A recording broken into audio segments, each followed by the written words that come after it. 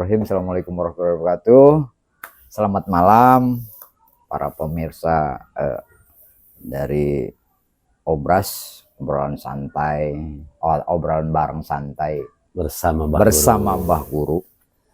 Malam ini akan menyampaikan materi sesuai dengan ini ya, sesuai dengan ada komentar, ada request.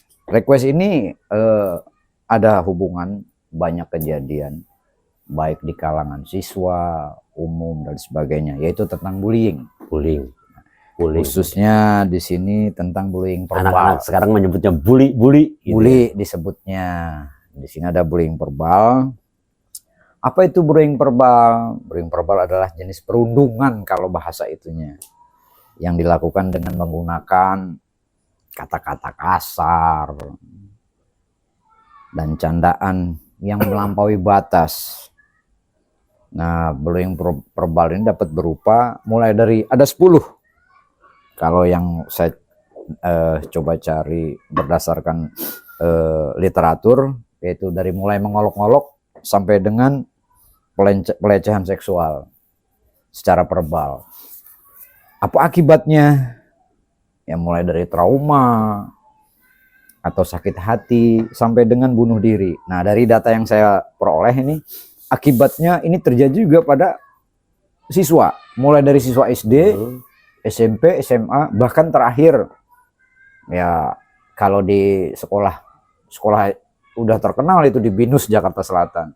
Bahkan di tingkat mahasiswa tidak saja hanya siswa SD, SMP, SMA. Ya, kadang-kadang di perguruan tinggi juga sering terjadi ya. Ya, terakhir yang saya dengar itu mungkin sempat viral juga, ada mahasiswa kedokteran yang ngambil spesialis itu tepatnya di Undip, Universitas Diponegoro, Jawa Tengah. Nah, untuk lebih jelasnya kita kupas tuntas malam hari ini, bagaimana menurut Mbah Guru tentang bullying ini. Silahkan Mbah Guru. Ya, terima kasih. Alhamdulillah, moga-moga puas nih ya pemirsa. Mudah-mudahan yang sering memantau acara ngobras atau obras melalui komen. Iya, obrolan bareng atau obrol bareng dan santai. Kali ini materi kita insya Allah kita akan bahas secara mendetail kaitan dengan bullying, atau bahasa Indonesia itu perundungan. Pundung lah cek orang Sunda mah, pundungan gitu. Ya, jadi gini Kang Rijal, bullying itu kan tindakan agresif ya, tindakan agresif yang dilakukan secara berulang-ulang ya, secara berulang-ulang sehingga sifatnya bisa menyakiti ya, akhirnya seseorang itu tidak nyaman. Nah, kalau kita berbicara bullying, ini harus semua pihak. Kenapa ini bisa terjadi? Gitu ya. Penyebabnya ya. Kenapa? Karena pada prinsipnya, jadi saya ingat ada seorang ahli ya, yang berbicara namanya Kloraso. Ini tahun 2017 ya. Di mana katanya bullying ini adalah tindakan intimidasi ya, yang dilakukan biasanya tadi berulang secara mengulang terus begitu. Biasa siapa yang membullying atau melakukan perundungan itu adalah pihak yang kuat terhadap yang lemah. Ya, biasanya ini sifatnya itu di samping itu juga kadang-kadang menjadi bisa melukai ya, bisa melukai korban sehingga tidak saja fisik atau emosional.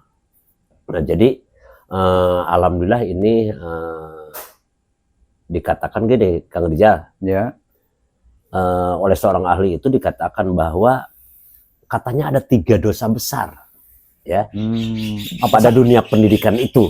Itu apa saja itu dosa besar? Salah satunya ada bullying, perundungan. Salah satunya bullying. Ini yang kedua adalah pelecehan seksual.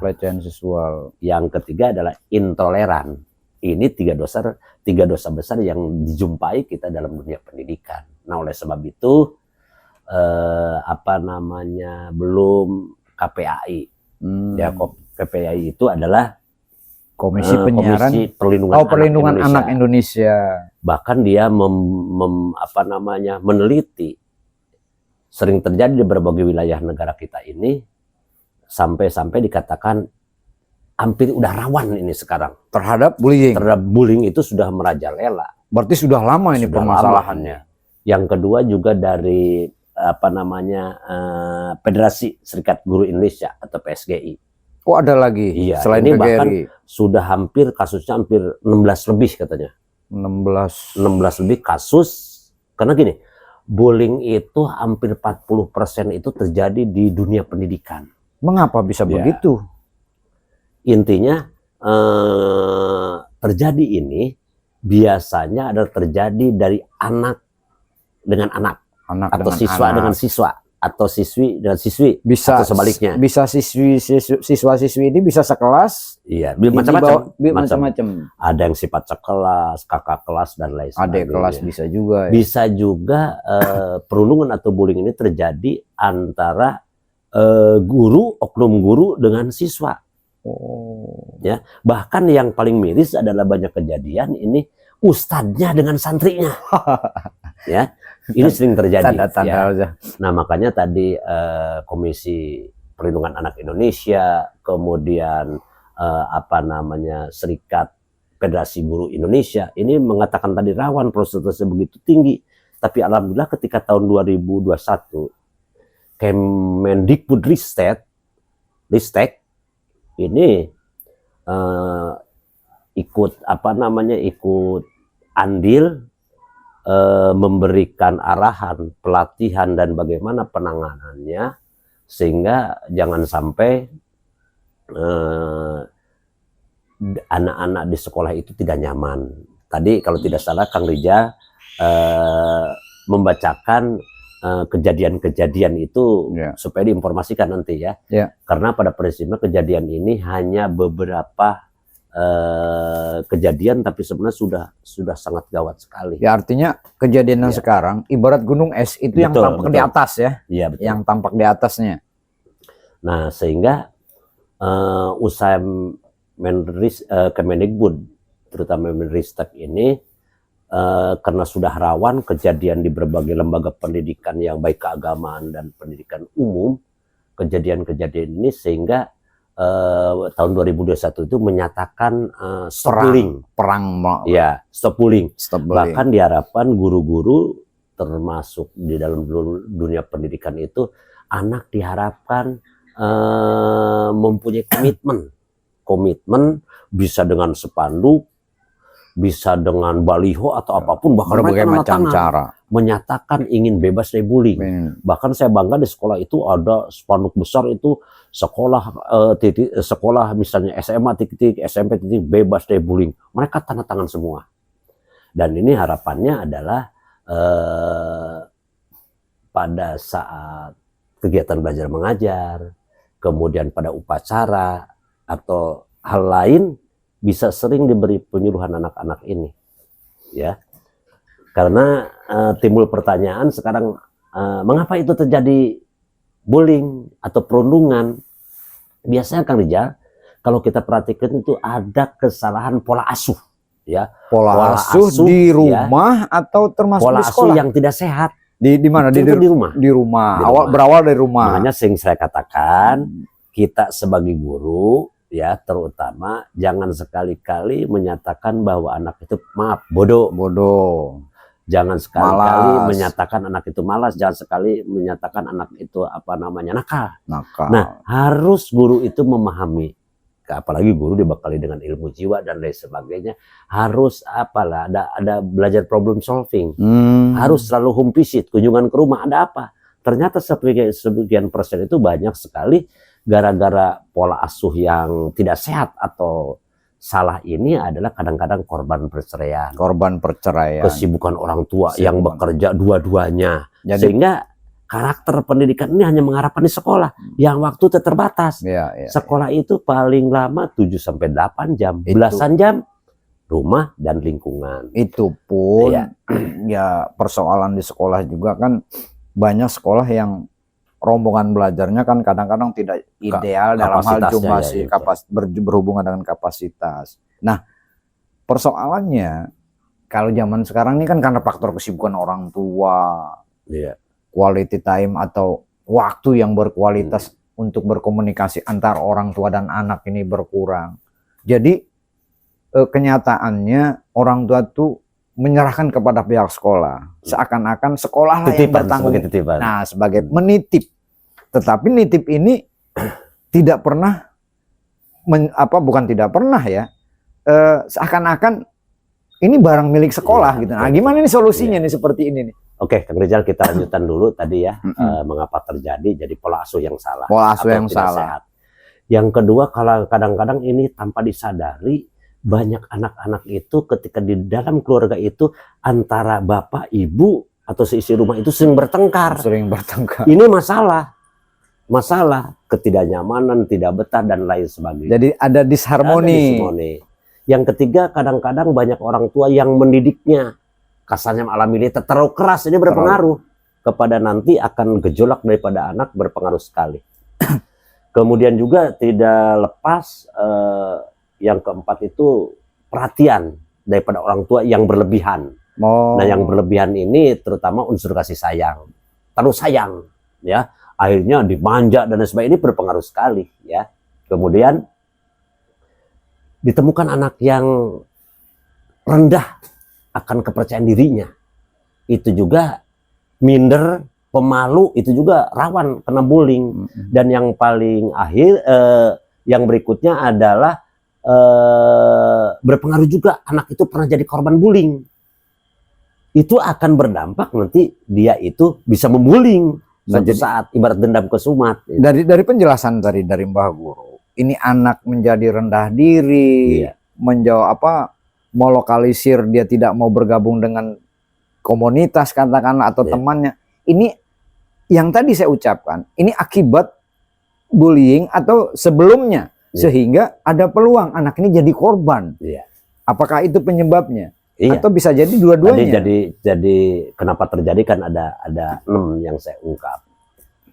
Yang jelas ini semoga nih di kalangan para pendidik atau guru, ya, betul-betul kalau ada gejala-gejala yang menyerempet ke bullying itu cepat ditangani. Makanya di sekolah itu kan tidak saja peranan ketika mengajar namanya guru, di situ ada bapaknya, ibunya, namanya wali kelas. Ketika ada masalah itu biasakan bagaimana namanya anak selalu bisa curhat, ngadu kepada golden counseling, bimbingan penyuluhan, bahkan bimbingan penyuluhan ada sekarang bimbingan karir juga. Nah, ini peranannya harus optimal. Jadi agar dipelajari sosiometri daripada siswa itu sendiri, di mana rumahnya, bagaimana keadaan orang tuanya, ini juga bekal-bekal kepada pendidik agar memahami. Jangan sampai kasarnya begini, karena tugas guru itu utuh sekali ya. Betul. Satu, mengajar, bagaimana mengajar anak itu jadi tidak mengerti jadi mengerti, tidak paham jadi paham, dan tidak bisa jadi bisa.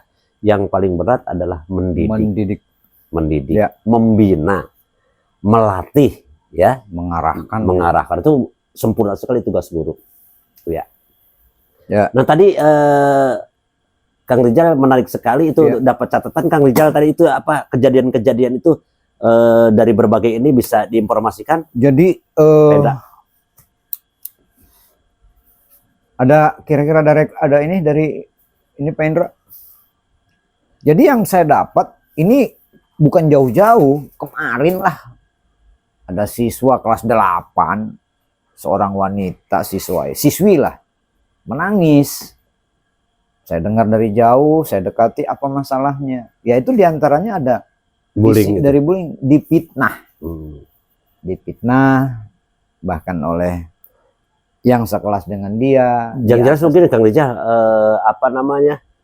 bullying itu terjadi di sekolah-sekolah itu tidak hanya mungkin TK ya, belum kelihatan masalah-masalah itu banyak sekali.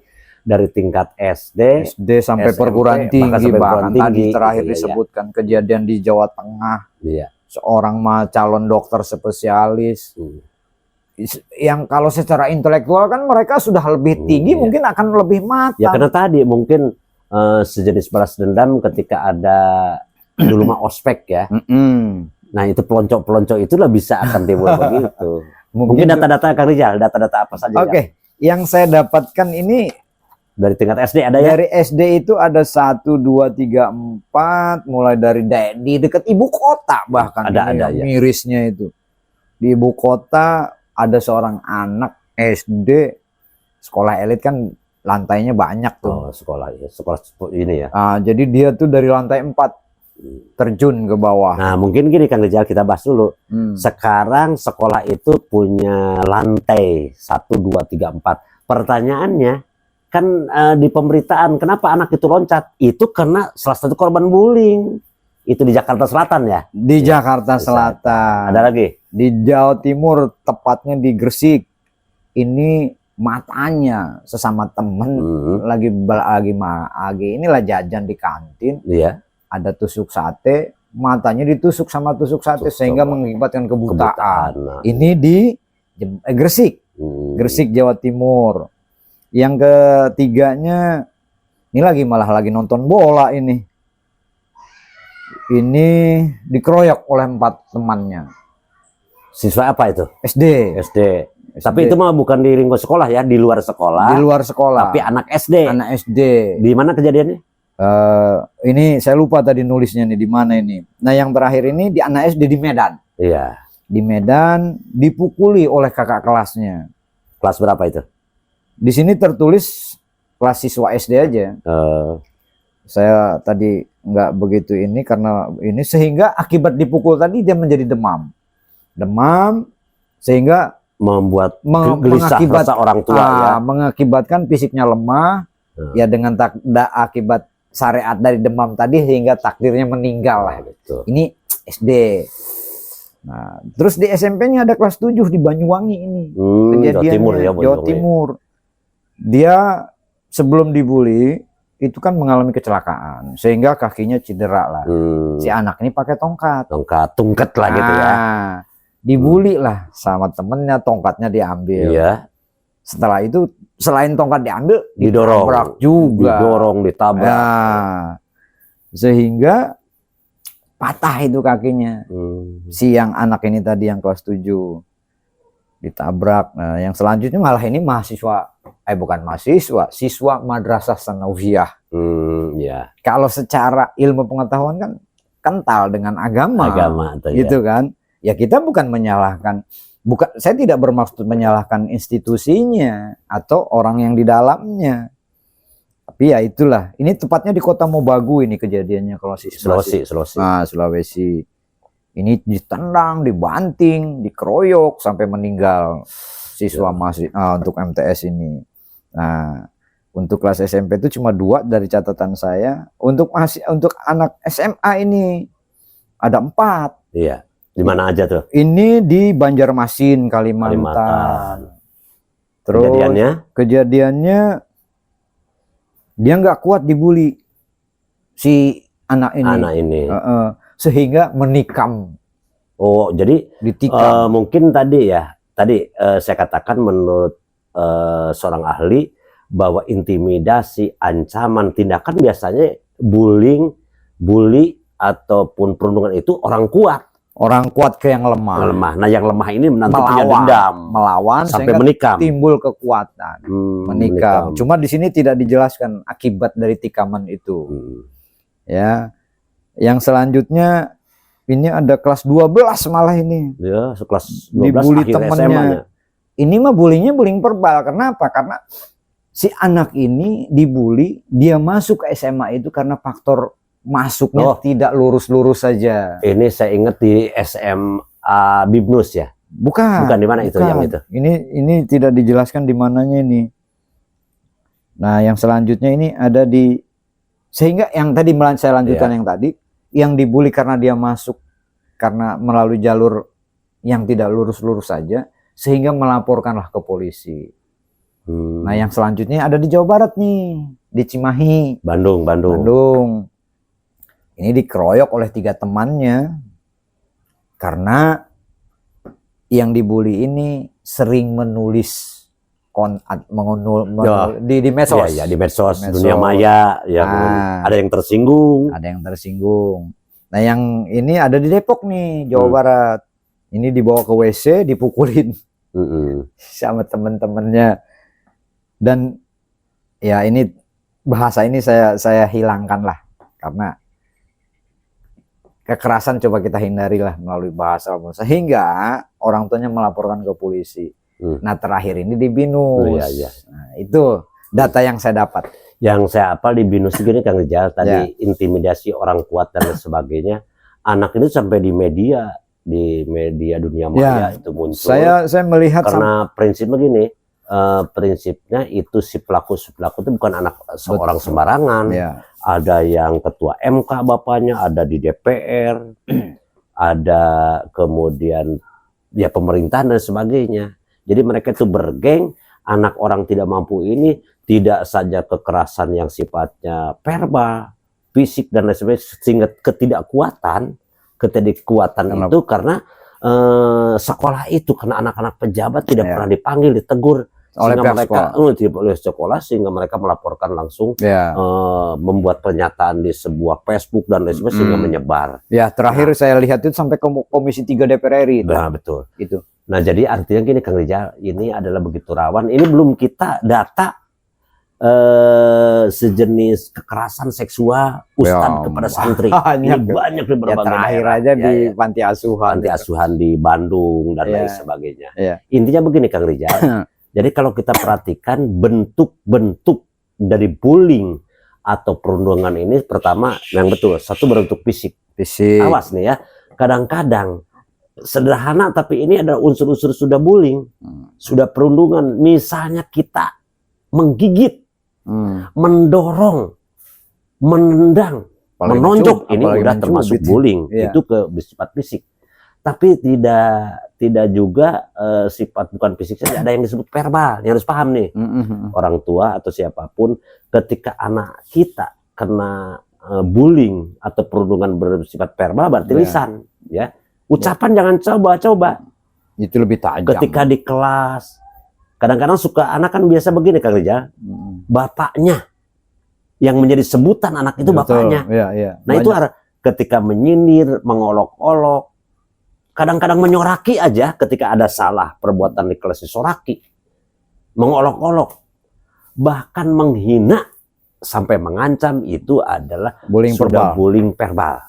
Nah, ada lagi bullying ketiga, itu adalah bullying sosial, di mana bullying sosial itu adalah siswa bisa status itu, iya, status keadaan, karena dianggap ini dijauhi oleh teman-temannya, ya tidak diterima di kelompok kelasnya itu. Oke, sebelum dilanjutkan kita bahas dulu tentang status sosial. Status sosial ini bisa dilihat dari ekonomi, fisik anak, bisa fisik anak, bisa juga mungkin kebiasaan sehari-hari anak, karena akan terlihat dari status sosial, akan terlihat dari warna. Pengertiannya gitu. Tadi ketika berbicara kekerasan atau bullying ataupun perundungan sosial, berarti tidak saja bersifat fisik, ya. Karena gini, sosial itu kan bagaimana mereka bisa bergaul satu sama lain. Ya tadi dicuekin. Ini terjadi bisa di sekolah, sosial itu bisa di lingkungan. Akibatnya minder. Nah, minder itu juga berpengaruh sekali pada mental. Nah, yang tadi Kang Rijal juga katakan, gara-gara di Bandung itu, gara-gara dianggap sekarang ngetren, bentuk apapun sembarangan melaporkan, meliput pada dunia maya, internet. Padahal beritanya itu bersifat hoak yang tak dapat dipertanggungjawabkan. Nah, ini juga adalah sifatnya adalah perundungan, bullying yang sifatnya adalah dunia maya atau internet. Ya, seperti apa? Menghujat, mengintimidasi. Itu adalah bullying yang sifatnya dunia maya. Nah, kadang-kadang juga ya tadi membuat kabar yang belum tentu kebenaran, yang dikenal dengan sebutan kabar hoax. Jadi belum cross check and cross checknya. Yang terakhir adalah yang sangat miris tadi adalah perundungan atau bullying seksual. Nah, ini jadi hati-hati ini. ketika seseorang udah kriteria dilaporkan kriteria aja meraba, itu udah itu termasuk golongan bullying deh. bullying seksual, Seksual. meraba, maaf, meremas payudara anak-anak perempuan, ya. Nah, bahkan ini apalagi sudah bukti melakukan pelecehan seksual. Makanya tadi kita miris, ini adalah kepercayaan orang tua pada pondok pesantren religius, tapi justru si ustadznya. Makanya saya katakan tadi, bullying ini terjadi guru dengan siswa, siswa dengan siswa, bahkan tadi ustadz. Bisa guru dengan guru juga. Tapi belum ada kabar. Belum ada kabar. Mudah-mudahan tidak terjadi lah. Biasanya kalau guru dengan guru kan bukan Suka sama pelecehan, suka. Makanya tadi ketika pengertian bullying itu kan intimidasi, perbuatan kekerasan yang berulang-ulang. Kalau guru sama guru melakukan itu